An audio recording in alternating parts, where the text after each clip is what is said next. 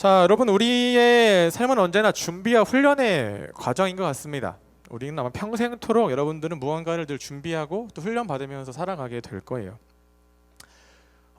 우리가 하루하루를 여러분들이 열심히 살아가고 있다는 것은 현재 여러분들이 각자 내가 목표하고 있는 것들을 위해서 열심히 준비하고 훈련하고 있다, 훈련받고 있다라는 것을 의미하는 겁니다.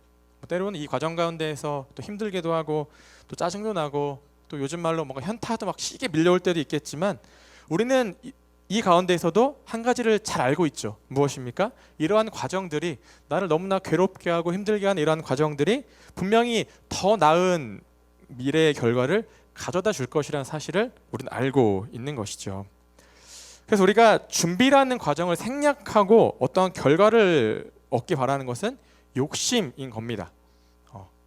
그래서 우리가 흔히 어떠한 결과를 놓고 달려갈 때 중간 과정을 생략하고 결과만 보기를 원할 때 우리는 늘 어떠한 의롭지 못하고 때로는 부정하고 이러한 것들을 우리가 범하게 되어지는 것 같아요. 결국 과정 없이 결과만 바라보고 나아가는 그러한 모습들이 우리로 하여금 죄를 짓게 만드는 사탄의 유혹과 어떠한 그런 꽹이라는 생각이 듭니다. 여러분, 제가 요즘에 계속 러닝을 하다 보니까 러닝 얘기를 되게 많이 하게 되는 것 같은데, 여러분, 마라톤 하는 분들이 마라톤이 몇 킬로입니까? 풀코스가 42.195km죠. 근데 여러분, 이 선수들이 이 풀코스 대회를 준비할 때 저는 몰랐어요. 저도 이번에 알게 된 건데, 이게 아무리 프로 선수라 그래도 대회를 준비하는 과정 가운데에서 풀코스를 뛰면서 훈련을 하지 않는다 그래요. 물론 훈련 과정 가운데에서 한 번쯤이야 풀코스를 완주하는 훈련을 할 수 있겠지만 대부분의 경우의 선수들은 내가 40.195km를 뛰기 위해서 내 몸을 끌어올리는 어떠한 그런 과정들을 밟아 나가게 되는데, 그 과정 가운데에서는 단거리 훈련도 포함되어 있고요, 중거리, 중장거리 이런 훈련들을 체계적으로 진행을 하게 되어지는데, 무턱대고서는 내가 풀코스를 뛰어야 되기 때문에 처음부터 42km를 풀로 뛰는 그러한 과정은 거의 없다 그래요. 너무 무리가 많이 가기 때문에. 그래서 여러분, 흔히 LSD 훈련이라는 훈련법이 있어요. 이게 뭐냐면 Long Slow Distance의 이제 줄임말인데, 그러니까 장거리를 일정 속도를 가지고 그냥 천천히 이렇게 뛰어가는 페이스를 조절해가면서 뛰는 훈련을 반복적으로 해 나간다라는 것이죠. 그래서 보통 한 20km에서 30km의 거리를 이렇게 너무 페이스를 빨리 하지 않는 상태에서 본인의 최대치에 마치 대회를 뛰는 것처럼 막 풀 속도로 달려가는 게 아니라 그냥 천천히 내가 편안히 뛸 수 있는 속도를 가지고서는 이렇게 훈련하는 과정을 우리가 LST 훈련이라고 이야기를 하더라고요. 그래서 여러분도 제가 또 이 얘기했다 그래서 여러분, 이 LSD가 이 훈련보다도 저도 이거를 처음에 검색하고 보니까 제일 먼저 뜨는 게 이게 LSD 훈련이라고 안 치고 LSD만 치면 마약이 떠요. 그러니까 또 어디 가서 우리 목사는 LSD 한다고 막 그런 얘기 하시면 안 됩니다. 자, 여러분, 예수님께서도 결국 우리와 같은 인간의 모습으로 오셨다라는 건 그분 역시도 우리처럼 일생을 살아가시는 가운데 준비와 훈련의 과정들을 거치셨다라는 뜻을 의미하는 것이거든요. 예수님의 33년의 인생 가운데에서 여러분 30년의 시간은 준비하는 시간이었던 거예요. 예수님께서는 3년이나 너무나 짧은 이 공생애를 위해서 하나님께서는 예수님의 인생의 거의 90%에 달하는 30년의 시간들을 준비하고 또 훈련받는 시간으로 삼으셨다라는 겁니다. 자, 예수님께서도 유대인이셨기 때문에 당연히 동일하게 모든 유대인 남성들이 거쳐야 하는 할례를 받으셨고요, 또 그러한 준비의 과정을 겪으셨고, 또 유월절 같은 중요한 절기를 지키기 위해서는 나사렛에서 예루살렘까지 오시는 그런 긴 여정을 떠나시기도 했어요. 그리고 세례 요한에게 세례를 받으셨고, 또 광야에서 40일간 마귀에게 시험받으면서 또 연단의 시간들을 거치셨다는 것이죠. 그러니까 예수님께서는 그 공생애를 위해서 반드시 거쳐야 하는 준비의 훈련의 과정을 간과하지 않으신 거예요. 내가 하나님의 아들이기 때문에 이런 것들을 그냥 초월해서 나는 바로 실전에 투입돼도 괜찮아, 그렇게 하지 않으셨다라는 겁니다. 기꺼이 이 모든 것들을 받아내신 거예요. 감내하셨다라는 겁니다. 그래서 예수님의 이 마찬가지로 3년간의 이 공생애 역시 어떤 과정이었습니까? 예수님께서 십자가의 사명에 철저히 전적으로 순종하시기 위한 준비의 과정이었다라는 것이죠. 그러니까 예수님께서는 30년의 이 3년의 과정을 위해서 30년을 준비하시고, 또 이 3년의 마지막 최후의 십자가를 지시기 위해서 또 이 공생의 3년의 과정들을 모두 훈련과 준비의 과정으로 삼으셨다라는 겁니다. 그래서 우리는 생각해 봐야 됩니다. 예수님의 삶은 하나부터 열까지 하나님의 뜻과 하나님의 계획하심 가운데 순종하기 위한 시간이었다라는 것이고, 역시 하나님께서도 사랑하는 그분의 자녀들, 우리들을 위해서 우리의 삶을 하나하나 세밀하게 계획하시고 준비하시는 분이신데, 정작 우리의 모습은, 저와 여러분은 하나님을 위해서 하나님의 영광과 그분의 나라와 또 예수 그리스도 몸된 교회를 위해서 이제껏 얼마만큼의 어떠한 준비와 훈련의 과정들을 밟아왔냐라는 것이죠. 우리는 이 주일 예배를 위해서 한 주 동안 얼마나 많은 것들을 준비하면서 살아갔냐라는 겁니다.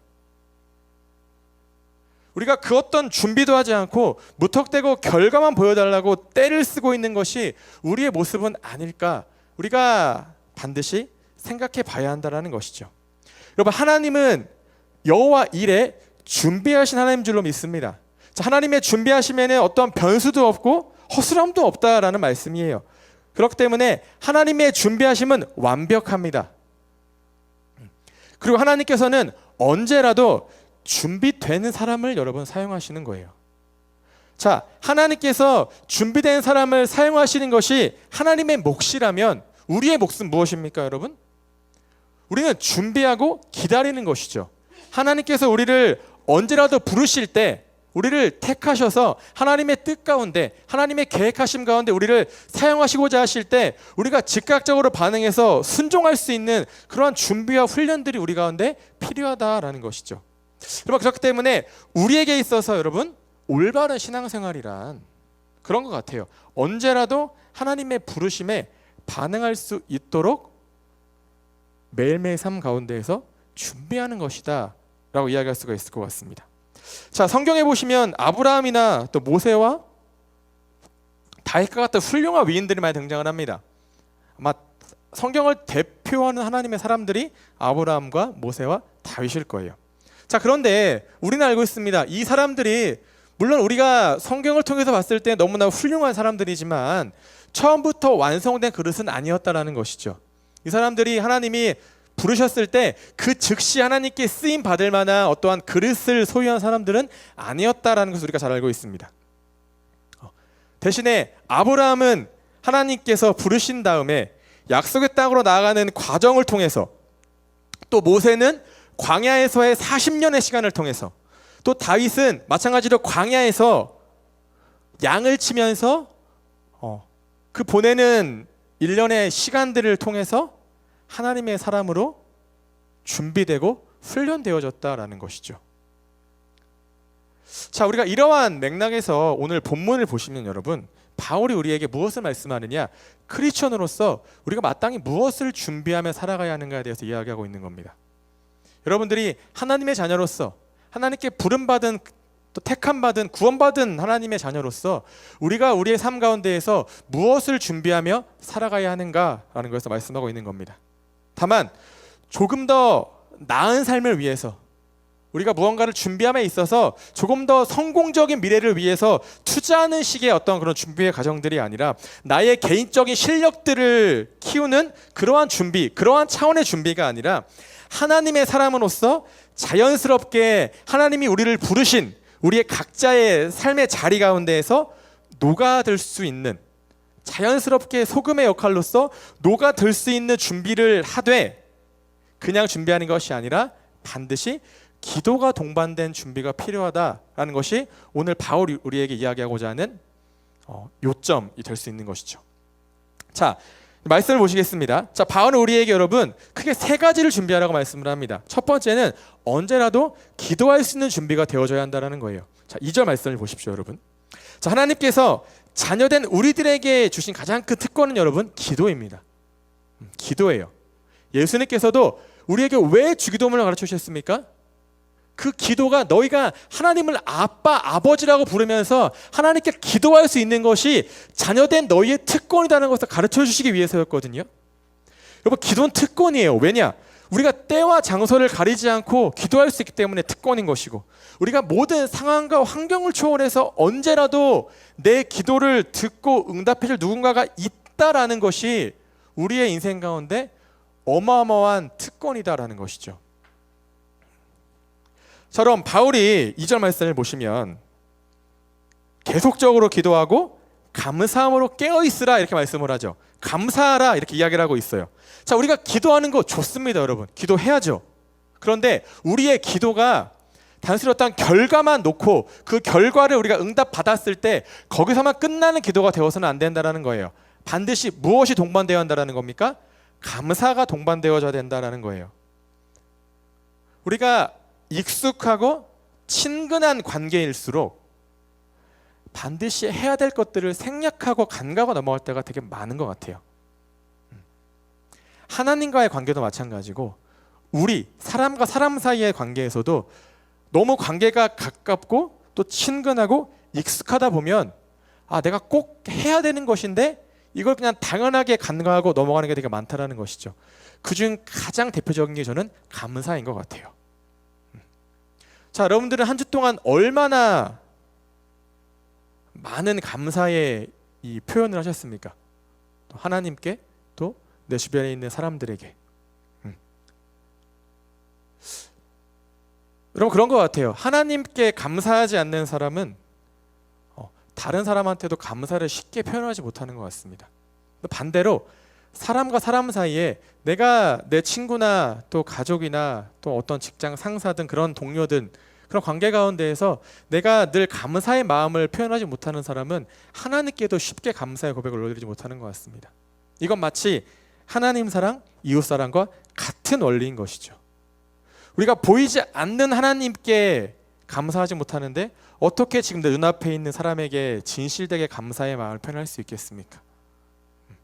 마찬가지로 하나님께 여러분 감사할 줄 아는 사람은 그냥 평생의 삶이 늘 감사의 삶으로 살아갈 수가 있게 되어지는 것이고, 또 여러분들이 관계 가운데에서 마치 입버릇처럼 늘 정말 작은 것에도 감사합니다, 감사합니다 표현할 줄 아는 사람이 하나님께도 정말 진실되게 마음을 담아서 감사할 수 있는 사람이다, 저는 그렇게 생각을 합니다.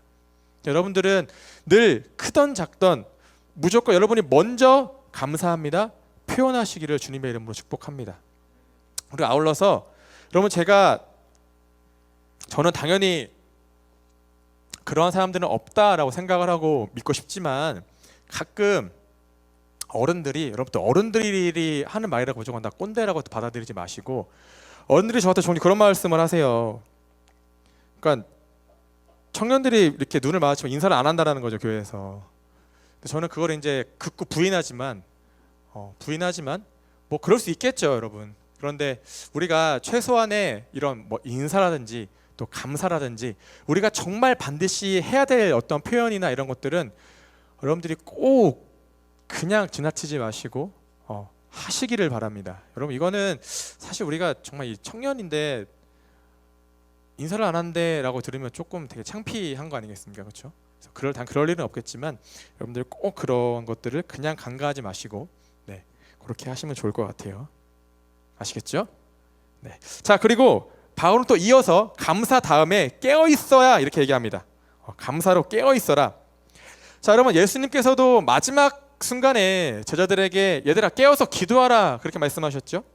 여기서 깨어 있으라는 거는 방심하지 말라는 표현이기도 하고 항상 경계하라라는 거예요. 항상 경계하고 있어라. 자, 우리가 영적으로 깨어서 분별력을 가지고 살아가야 하는 이유는 여러분 분명합니다. 왜냐하면 우리가 깨어있지 않으면, 우리가 늘 잠들어 있으면, 정신을 못 차리고 있으면 우리는 언제라도 어떤 악한 권세로부터, 어떤 사단 마귀의 악한 어떤 공격으로부터 무너질 수가 있기 때문에 그런 겁니다. 집어삼킴을 당할 수 있는 충분한 어떤 포텐셜이 우리에게는 있어요. 자, 여러분, 제가 이제 자주 그런 기독교 신문 같은 것들을 자주 보게 되는데, 여러분, 오늘날에도 정말 이 시대에 막 영적 거장이라고도 불리는 그런 분들이 그럼 무너지는 시대를 우리 살아가고 있습니다. 너무나 훌륭한 분이고 이 사람은 절대 이럴 만한 사람이 아닌데 하는 사람들도 무너진다라는 것이죠. 수많은 그런 어떠한 죄 가운데 그런 분들도 여러분 집어삼킴을 당하는 시대 가운데 그럼 우리는 얼마나 더 깨어 있어야 될까요? 전 그런 생각을 해보게 됩니다. 여러분들은 날마다 그러한 믿음의 고백이 있어야 됩니다. 나는 구원받은 하나님의 자녀라는 고백이 있어야 되는 것이고, 나는 언제나 하나님 앞에 서 있는 존재이다, 코람데오의 신앙이 있어야 되는 것이고, 이런 분명한 정체성을 가지고 우리가 깨어있지 않으면 우리는 언제라도 집어삼킴을 당하는 겁니다. 여러분, 제가 원체 겁이 많아요. 제가 어렸을 때부터 누나한테 하도 귀신 놀이에 시달려서 원체 어렸을 때부터 귀신도 무서워하고, 그래서 물론 이런 것들이 영적으로 안 좋다고는 하지만, 그래서 저는 정말 별거 아닌 그런 공포 영화도 거의 본 적이 없어요. 기억에 남는 영화가 거의 없습니다. 그런데 그래도 그나마 제가 그래도 되게 재밌게 봤던 영화 중에 하나가, 여러분 되게 옛날 영화긴 한데 알포인트라는 영화가 있어요. 우리나라 영화 중에 한 번쯤 보십시오. 되게 잘 만든 영화거든요. 근데 이제 줄거리 생략하고, 여러분 약간 스포이긴 하지만 그냥 들으세요. 어차피 안 볼 거 다 아니까. 자, 이 영화의 마지막 부분에 가면 이게 이제 그 소재가 이제 군부대 소재를 다루는 영화인데, 이제 이 알포인트라는 이 지점에 파견된 이 병사들이, 그 한 소대원들이 다 귀신에 차례차례 빙의가 돼요. 그러면서 혼자 이상한 말들을 막 되풀이합니다. 이때 이제 이 소대장이었던 이 가무성 배우가 이제 소대장인데, 이 가무성 씨가 그 빙의가 의심되는 병사한테 총구를 겨누면서 관등 성명을 물어봐요. 이 소속을 대라는 거죠. 그럼 이때 빙의가 안 된 대원들은 즉각적으로 자기 소속과 이름을 바로바로 댑니다. 근데 귀신에게 빙의된 사람들은 대답을 못해요. 자꾸 이상한 말만 되풀이하다가 결국에는 과감하게 이제 총으로 쏴버려요. 안 그러면은 이제 우리 편이 빙의된 사람들한테 총 맞아 죽을 위기가 있으니까 과감하게 그냥 이렇게 총으로 쏴버린단 말이에요. 근데 여러분, 왜 빙의되면 답을 못할까요? 이미 이 귀신에게, 이 악령에게 내 이 몸과 마음을 빼앗겼기 때문에 그렇게 되어지는 것이거든요. 자, 여러분, 우리가 날마다 영적으로 깨어있다라는 건 그런 것 같아요. 어떠한 유혹과 미혹이 찾아오죠. 왜 안 찾아오겠습니까? 우린 연약하기 때문에. 그런데 그러한 순간순간에 즉각적으로 내가 하나님의 자녀임을, 하나님의 사람임을 선포할 수 있다라는 것을 의미하는 것이죠. 마치 이 소대장이 빙의된 대원들한테 관등 성명을 물어보는 것처럼, 우리 역시도 어떠한 유혹이나 미혹이, 어떤 시험이 찾아올 때 즉각적으로 나는 크리스천이다, 믿음의 고백이 가장 먼저 나올 수 있는 것이 우리가 영적으로 깨어있다라는 증거가 여러분 되어지는 것 같습니다. 자, 그리고 또 그러한 위기의 순간 가운데에서 여러분들이 어려움을 마주했을 때, 여러분 크리스천과 크리스천이 아닌 사람을 구분하는 가장 확실한 증거는 무엇일까요? 그럼 그게 기도거든요. 물론 믿는 사람들은 어려움을 마주했을 때 기도부터 합니다. 그게 진짜 믿는 사람의 모습인 거예요. 그런데 믿지 않는 사람들은 어려움을 마주하면 뭐부터 할까요? 사람을 찾고, 뭔가 지금 이 상황을 타개시켜 줄 만한 인맥을 찾기 시작하고. 그런데 여러분, 크리스천은, 분명한 영적으로 깨어있는 크리스천은 여러분 어떠한 순간이 와도 가장 먼저 하나님을 찾고 하나님께 기도한다라는 것이죠. 전 여러분들이 그러한 믿음의 사람이 되시길 주님의 이름으로 축복합니다.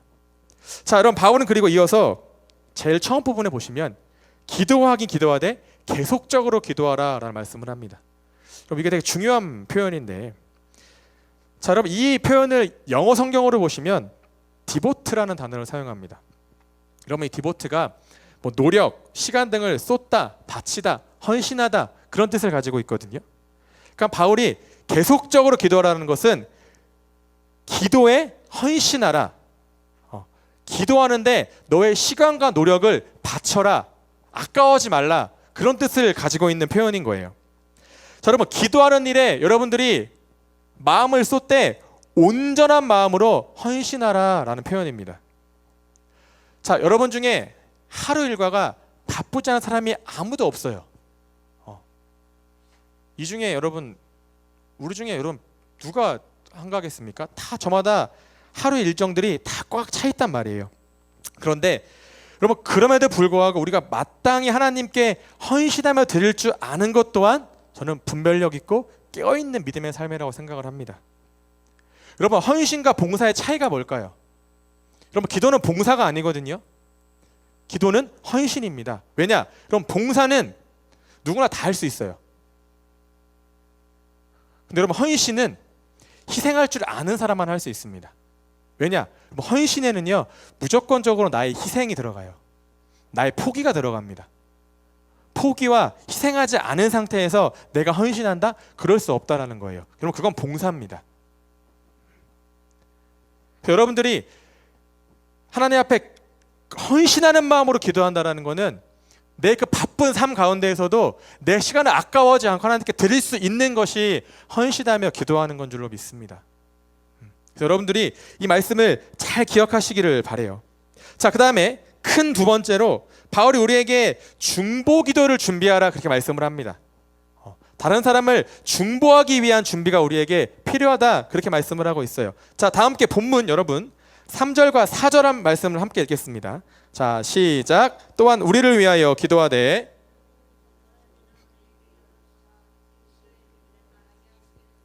내가 이 일 때문에 매임을 당하였노라. 그리하면 내가 마땅히 할 말로써 이 비밀을 나타내리라. 아멘. 여러분 중보기도가 뭘까요? 자, 여러분 중보기도는 우리가 흔히 다른 사람을 위해서 하는 기도를 중보기도라고 이야기를 하죠. 그래서 여러분들도 아마 자주 그럴 거예요. 누군가한테 기도를 부탁받을 때가 있잖아요. 아, 내가 이러한 것들 이러한 어려움이 있는데 또 이러한 것들을 준비하고 있는데 좀 기도 좀 해줘. 그럼 그게 결국 다 중보 기도를 부탁하고 여러분들이 그렇게 부탁을 받았을 때 기도한다라면 그럼 그것이 중보 기도 아니겠습니까? 자, 여러분 중보 기도는 내가 그 사람을 향해서 깊은 이해와 관심이 있을 때 가능한 게 중보 기도입니다.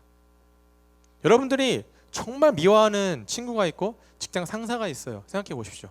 근데 그 사람 때문에 막 미칠 것 같은데 어느 날 여러분에게 찾아와서 아, 내가 이러한 일들이 있는데 좀 나 위해 기도 좀 해줘 라고 했을 때 여러분 우리는 기도가 되겠습니까? 나는 평상시에 한 번도 이 사람에게 내 마음을 쏟아본 적이 없는데 내가 한 번도 이 사람의 마음을 이해하려고 시도해본 적이 없는데 기도가 여러분 나오겠습니까? 쉽지 않은 것이거든요. 여러분 우리가 중보 기도한다라는 것은 내가 그만큼 이 사람을 향한 마음이 있다라는 거예요. 이 사람의 삶을 이해하고자 하는 마음, 이 사람의 어떠한 어려움과 또 이 사람의 어떤 슬픔과 그런 모든 상황과 처지들을 내가 충분히 이해하고 관심을 갖고 함께 울고 웃고 애통하는 마음이 있을 때 우리는 정말 진심을 다해서 중보 기도를 할 수가 있게 되어지는 겁니다. 자, 여러분들이 사도행전을 보시면 우리가 잘 아는 사건이지만 야고보의 순교와 동시에 베드로가 감옥에 갇혀요. 붙잡힙니다. 그래서 사실 감옥에 갇힌다는 거는 사실상 죽는다라는 거예요. 그냥 풀려나진 못할 겁니다. 그런데 우리가 말씀을 보면 베드로가 감옥에 갇혔을 때 초대교회 성도들이 기도했다라고 성경은 말씀을 합니다. 근데 여러분 당연해요. 이 당시에 초대교회 성도들이 할 수 있는 방법은 오직 기도밖에 없었습니다. 자, 여러분 아까 이야기했죠. 아마 믿지 않는 사람이었다면 여러분 베드로가 감옥에 갇혔을 때 제일 먼저 베드로를 감옥에서 풀어줄 만한 힘이 있는 사람들을 찾아갔을 겁니다. 어떤 로마의 어떤 권력자들이나 어떤 그런 예루살렘의 어떠한 그런 좀 불의한 어떤 제사장들, 장로들 찾아가서 애원했겠죠. 좀 힘 좀 써달라고, 로비도 하면서 좀 도와달라고. 그런데 초대교회 성도들은 여러분 그렇게 하지 않았다라는 거예요. 그들은 여러분 기도했습니다. 어떻게 이야기하느냐? 성경을 보시면 이에 베드로는 옥에 갇혔고 교회는 그들을 위하여 간절히 하나님께 기도하더라 이렇게 말씀을 하고 있습니다. 자, 야고보가 순교한 직후였기 때문에 사람들은 더 마음 가운데 간절함이 있었을 거예요. 야고보는 여러분 초대교회의 기둥사도였습니다. 중심이었단 말이에요. 근데 한 기둥이 꺾인 거잖아요. 무너진 거잖아요. 이 와중에 베드로마저 순교한다? 여러분 너무나 어려운 상황을 마주하게 됐을 겁니다. 그래서 이 사람들은 더욱더 간절한 마음으로 기도했을 거예요. 아마 평소에 베드로와 그렇게 친분이 없던 사람들도 베드로를 위해서 애통하는 마음으로 간절하게 기도했을 겁니다. 자, 그럼 우리 여기서 무엇에 여러분 주목할 수 있을까요? 초대교회 성도들이 너무나도 자연스럽게 중보기도의 자리로 모였다라는 겁니다. 누가 시키지 않아도 자연스럽게 이들은 늘상 하던 대로 모여서 베드로를 위해서 중보기도했다라는 것이죠. 이게 어떻게 가능했을까요? 자, 사도행전 2장 말씀을 보시면 2장 42절에 보시면 그들이 사도의 가르침을 받아 서로 교제하고 떡을 떼며 오로지 기도하기를 힘쓰니라 말씀을 하고 있습니다. 자, 여러분 초대교회에서 나마다 말씀을 배우고 교제하고 떡을 뗀다라는 것은 성만찬을 말하는 거예요. 교제하고 성만찬을 나누고 함께 오로지 기도하기에 힘쓰는 건 여러분 일상이었습니다. 매일마다 반복됐던 그들의 삶의 일부였다라는 거예요. 근데 이 사람들이 여기서 뭘 기도했겠습니까? 날마다 교회를 위해서, 서로의 삶을 위해서 기도하지 않았겠습니까? 여러분 중보 기도가 뭐라는 거예요? 몸에 습관처럼 배어 있었다라는 거예요. 그러니까 성도들 가운데 또 교회에 너무나 중요한 문제가 당면하면 즉시 우리가 함께 모여서 중보 기도할 수 있는 철저한 준비와 훈련이 이미 되어 있었다라는 겁니다. 여러분 본문을 보시면 바울이 자신을 위해서 기도해달라고 부탁을 해요. 근데 그게 어떠한 기도냐면 기도의 내용이 뭐냐면 우리의 기대와는 달라요. 바울이 지금 감옥에 있잖아요. 그러면 내가 감옥에 있으니까 힘이 들다. 내가 하루빨리 감옥에서 좀 풀려날 수 있게 기도해 주십시오. 그럼 그러한 기도의 제목이 아니었다라는 거예요. 대신에 바울은 이야기하죠. 전도의 문을 우리에게 열어주사 그리스도의 비밀을 말하게 하시기를 구하라. 그럼 이게 바울의 중보 기도 제목이었다라는 겁니다. 다시 말하면 여러분 나의 아내를 위해서 여러분들이 기도해 주시지도 하는 것이 아니라 난 그러한 기도를 요청하지 않습니다. 대신에 감옥에서도 복음을 전할 수 있는 전도의 문이 열려지기를 기도해 주십시오. 기도하는 겁니다. 내가 감옥에 있지만 그럼에도 불구하고 나를 통해서든 여러분을 통해서든 이 복음이 흘러가는 데 있어서 방해가 되지 않도록 이 복음의 문이 닫히지 않도록 막히지 않도록 여러분 우리가 좀 같이 한 마음으로 기도합시다. 중보 기도합시다. 그렇게 요청을 하고 있는 겁니다. 그럼 제가 이 말씀을 묵상하면서 그런 생각이 들었어요. 바울에게 있어서 감옥에서 풀려나는 것은 소의를 위한 기도의 제목이었다라면 어떻게 해서라도 복음이 전달될 수 있도록 전도의 문이 열리는 것은 대의를 위한 하나님 나라의 대의를 위한 기도의 제목이었다라는 것이죠. 그럼 바울에게 있어서 가장 중요한 대의는 자신의 상황과 처지에 상관없이 어떻게 해서라도 사람들에게 복음이 전달되어지는 것이었습니다. 자, 우리 입장에서는 지금 이게 중요한 게 아니잖아요, 여러분. 어쨌든 사람은 살고 봐야 되지 않겠습니까? 당장 감옥에서 지금 죽냐 사냐 여러분 이게 더 중요한 문제 아니겠습니까? 그런데 바울과 이 골로새 교회는 여러분 그랬어요. 바울이 설립했던 그런 교회와의 관계는 늘 정말 수천 킬로 떨어져 있는 관계였지만 늘 중보의 기도로 똘똘 뭉쳐 있는 그런 관계였거든요. 그럼 마찬가지로 이 로마와 골로새는 한 1000km 이상 떨어져 있는 그러한 그 상황이지만 이 바울과 골로새 교회 전체는 이미 오랫동안 서로가 서로를 위해서 아주 기도해주는 그 중보의 관계로 끈끈하게 묶여 있었기 때문에 아마 골로새 교회 성도들이 이 편지를 받았을 때 아마 그들은 즉각적으로 바울을 위해서 중보 기도의 자리로 나아갈 수 있는 이미 준비가 충분히 되어 있었을 겁니다. 여러분 저는 우리 공동체가 물론 개인을 위한 기도 여러분 너무너무 중요합니다. 여러분들이 날마다 여러분들의 삶을 위해서 기도하십시오. 너무너무 중요해요. 그런데 나를 위한 기도와 더불어서 꼭 우리 공동체를 위해서 함께 중보하는 믿음의 공동체가 되어지기를 주님의 이름으로 간절히 부탁을 드립니다. 여러분, 이 중보기도가 훨씬 더 높은 차원의 기도라는 사실에는 변함이 없어요. 이건 정말 맞는 이야기인 것이거든요. 여러분, 우리가 중보기도할 때 아까도 그 사람을 향한 관심과 이해와 사랑이 바탕이 되어져야 한다고 제가 말씀을 드렸는데, 그리고 그 이전에 우리가 누군가를 위해서 또 교회를 위해서 어떠한 무언가를 위해서 중보기도 한다는 것은 내가 하나님의 그 마음을 이해하지 못하면 또 할 수 없는 기도가 중보기도인 것이거든요. 여러분, 제가 인구기를 위해서 중보기도를 한다고 생각했을 때 하나님이 인구기를 얼마나 사랑하시는지, 인구기를 향한 그런 애통하는 그 마음이 얼마나 큰지를 제가 이해하지 못하면, 제가 먼저 깨닫지 못하면, 여러분, 제가 어떻게 인구기를 위해서 그렇게 간절한 마음으로 기도할 수 있겠습니까?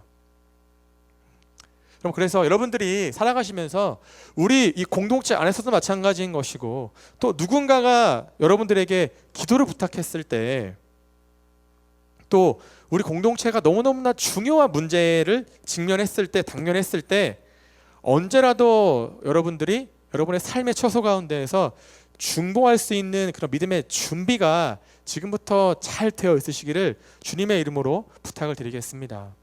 즉각적으로 기도의 자리로 나올 수 있는, 우리가 예를 들어서 수련회를 준비해야 됩니다, 얼마 안 남았습니다, 여러분 기도합시다 라고 했을 때, 여러분 맨날 임원 리더만 기도의 자리에 나오는 여러분 그런 책임은 없는 거예요. 여러분, 그럴 때 우리 모두가 함께 우리가 마땅히 모여야 되는 자리에서는 함께 이렇게 중보하면서 어떤 것들을 준비하고 계획할 수 있는 그러한 모습들이 우리 가운데 보여져야 된다라는 겁니다.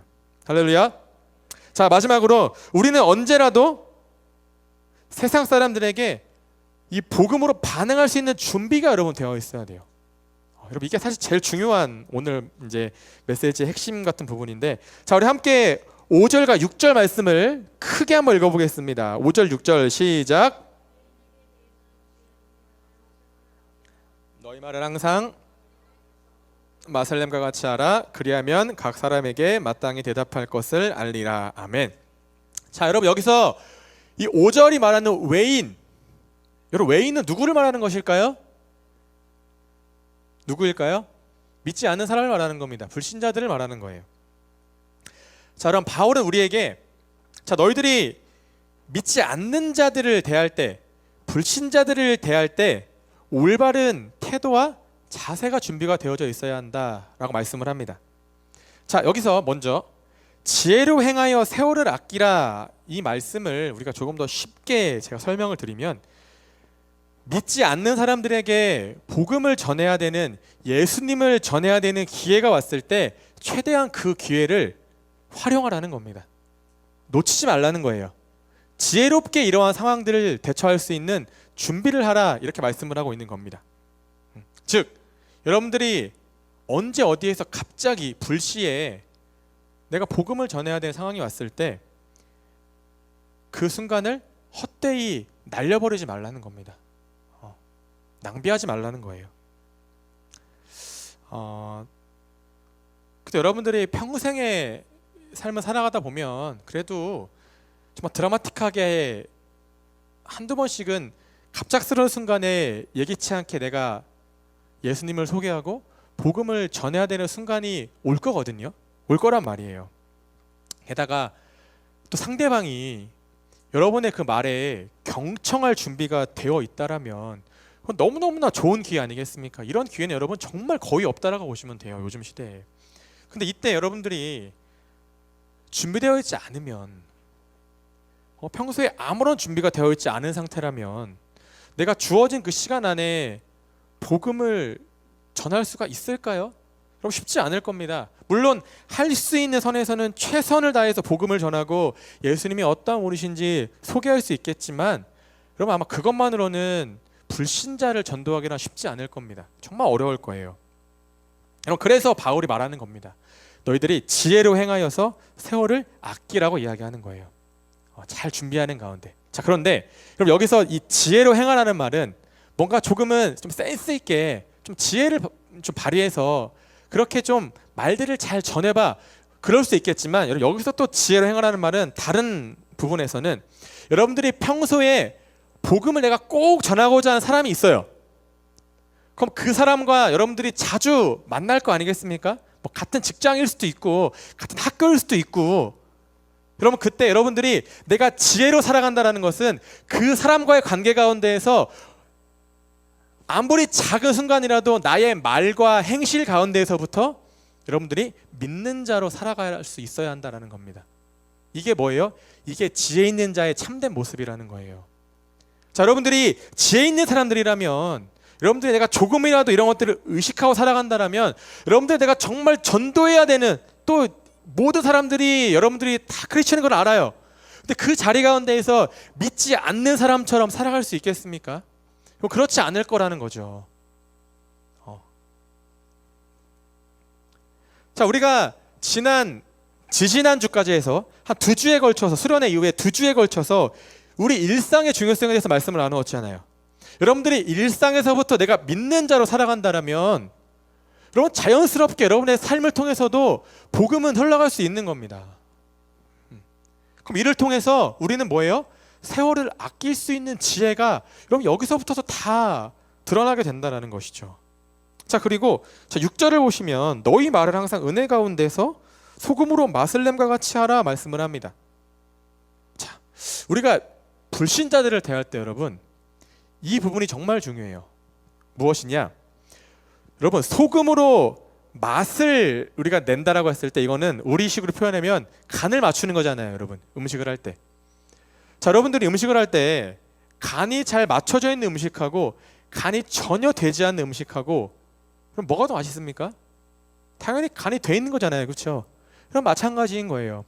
여러분들이 믿지 않는 사람들에게 복음을 전하는데 어떤 사람은 정말 맛있게 간이 돼 있는 것처럼 그 말의 어떤 재치와 어떤 센스와 이런 것들을 동원해서 참 복음을 이렇게 잘 이렇게 재미있게 전하는 반면에 또 다른 누군가에는 전혀 무미건조한 정말 단 하나의 어떠한 맛도 없이 그렇게 복음을 전한다라면 이 복음을 듣고 반응하는 사람 입장에선 당연히 전자에 더 어떻게 보면 매력을 느끼게 되지 않겠습니까?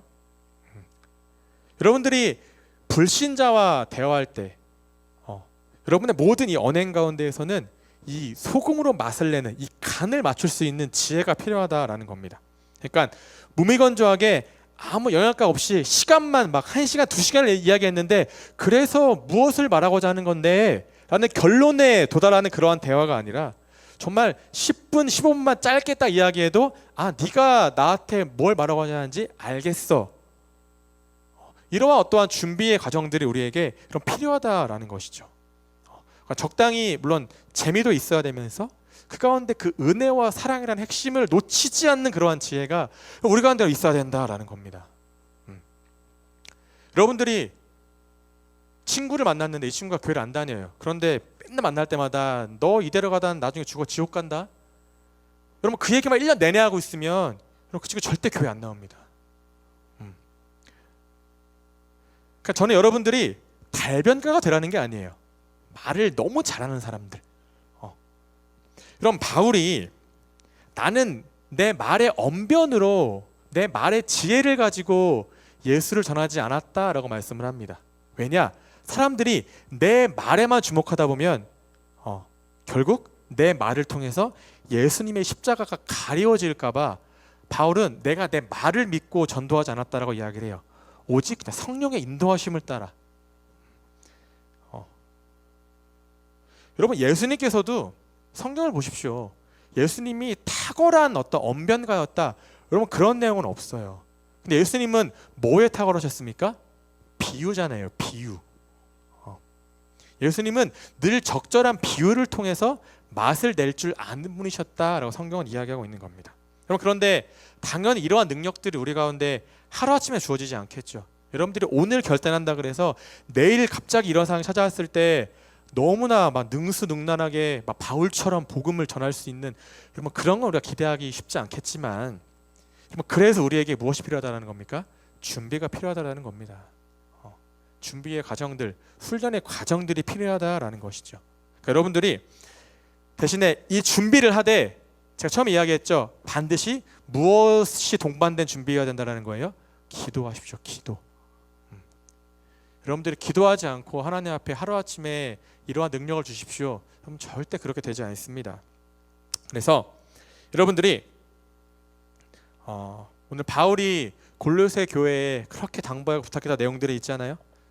우리 공동체가 날마다 깨어서 기도하며 또 준비하는 공동체가 되게 하시고, 또 나뿐만이 아니라 정말 우리 전체 공동체를 통해서 전대문이 열리기를 또 중보하는 여러분들이 되시기를 바라고, 또 날마다 여러분들이 정말 그 지혜로 말하고 또 지혜로 행동하고 소금으로 맛을 냄과 같이 여러분의 삶 가운데에서 이러한 모습들이 보여지게 되기를 주님의 이름으로 축복합니다. 자, 말씀을 정리하면서 여러분, 늘 우리의 모든 상황을 주관하시는 분은 성령님이십니다. 그렇죠?